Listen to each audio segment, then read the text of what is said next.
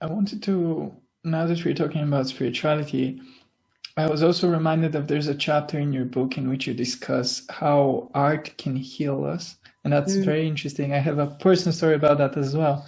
But first, I wanted to mention there's this great book. It's called Interpretation of Cultures. It's a great book of anthropology, which one of its key ideas, which struck me, was that the exploration of when culture emerged.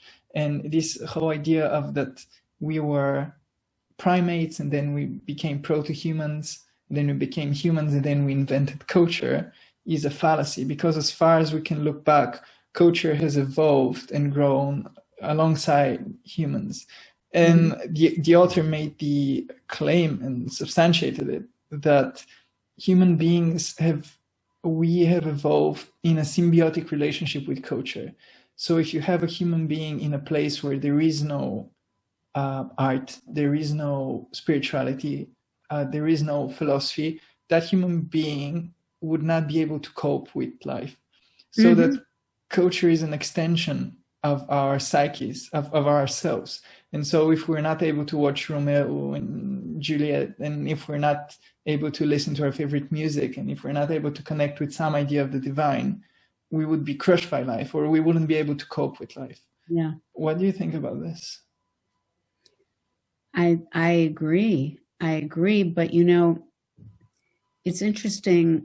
It sort of reminds me of what I wrote about in the book about my reading Alice in Wonderland, because I kind of felt like my home was a little bit of a desert, but there was this one book that we didn't have that many books in the home, as I remember, but except for Alice in Wonderland was there.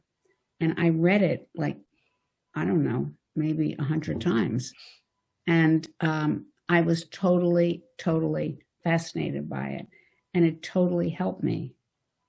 And it introduced me to dreams and all these fantastical figures that she met, and her courage and her problems. And it just opened up a whole new way of thinking to me. And, you know, because school was more left-brained, I felt. It was like learning facts and learning how to write and learning how to read and learning history. All of that stuff is somewhat left-brained, but this was fantastical.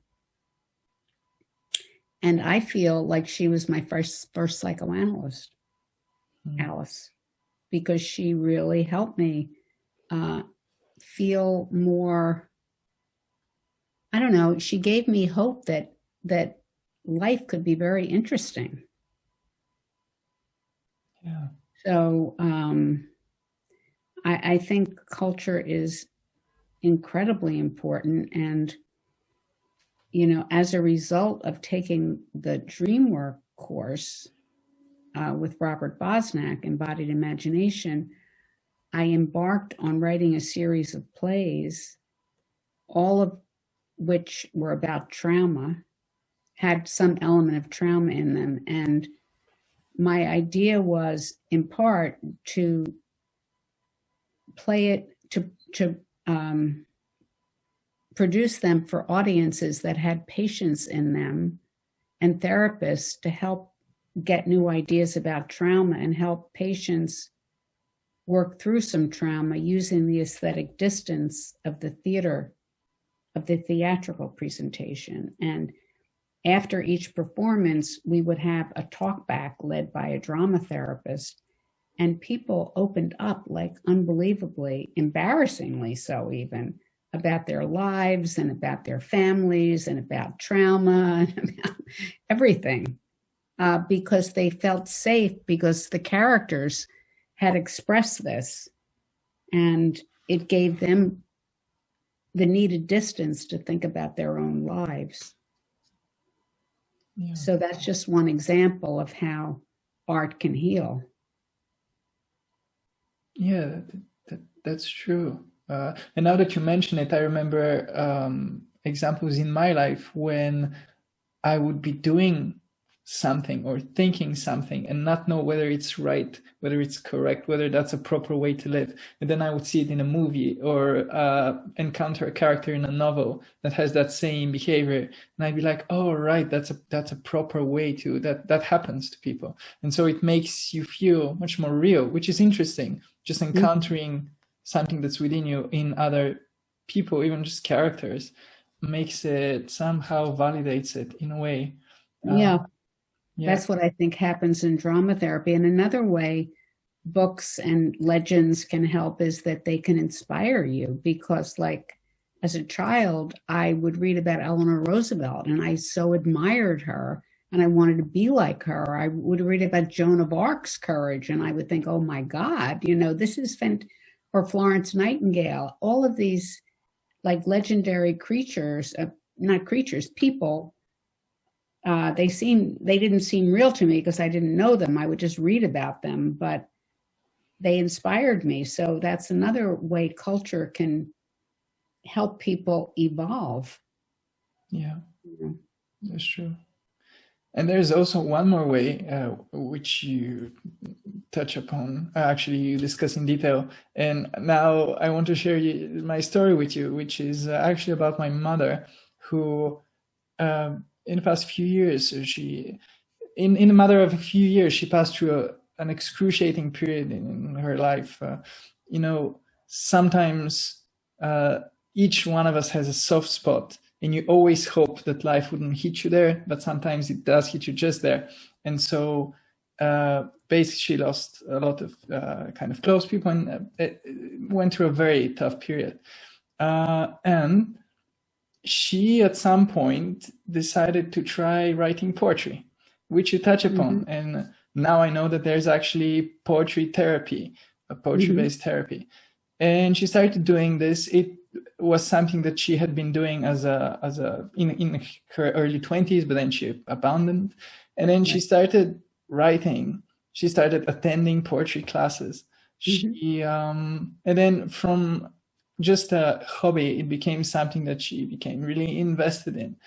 And I could see how she, throughout time, with the development of her poetry style and her involvement with poetry, there would be changes in her attitude towards the kind of challenges that she has in life.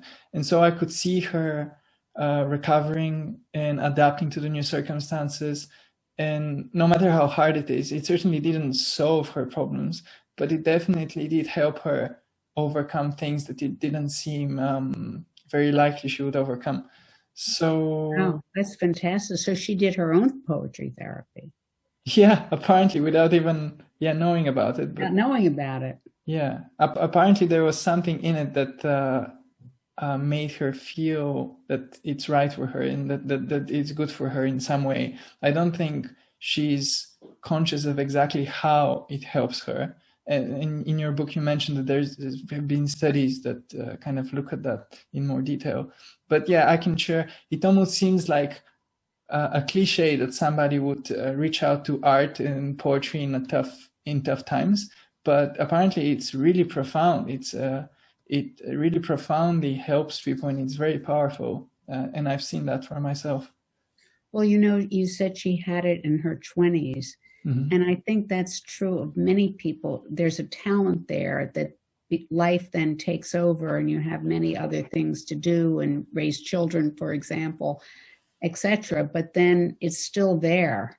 So you come back to it later in life and you can use it. So people should remember what they loved doing when they were much younger. And I think it's wonderful that she reconnected with that talent she has. Yeah.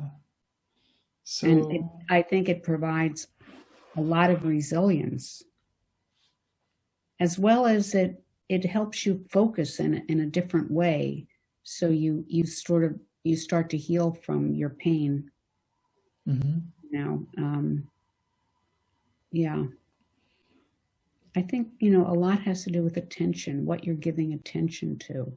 So if she's paying attention to the poetry now, she's gathering up that pain and giving it form. That helps a lot. That's really what a therapist does too, is they give form to the pain, they give a narrative to your story. Mm-hmm. And once you have a narrative, it's a lot easier to bear.